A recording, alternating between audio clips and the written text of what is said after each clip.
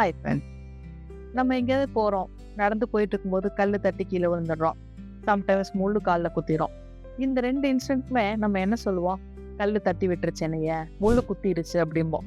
நான் கல்லு இருக்கிறத கவனிக்காம போய் தடுக்கி விழுந்தேன் அப்படின்னு யாரும் சொல்ல மாட்டாங்க. முள்ளு இருக்க பாதையில போய் என் கால வச்சுட்டேன் அப்படின்னு யாருமே சொல்ல மாட்டாங்க.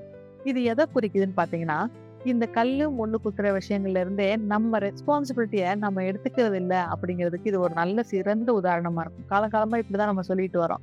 இதே மாதிரி கல்லு இருந்தத கவனிக்காம நான் போயிட்டேன்னு நம்ம சொல்ற மாதிரி, வீட்ல நடக்கிற சின்ன சின்ன விஷயங்களுக்கும், சின்ன சின்ன சண்டைகளுக்கும் கூட ரெஸ்பான்சிபிலிட்டி நீங்க எடுத்துக்கிட்டீங்கன்னா, நான் தான் பொறுப்பு இதுக்கு அப்படின்னு நீங்க ரெஸ்பான்சிபிலிட்டி எடுத்துக்கிட்டீங்கன்னா, பார்க்குற விதமே மாறி போயிரும். Happy and healthy relationship life long நமக்கு இருக்கும். ட்ரை பண்ணி பாருங்களேன். Think different. மாத்தி தான் யோசிக்கலாமே. நன்றி.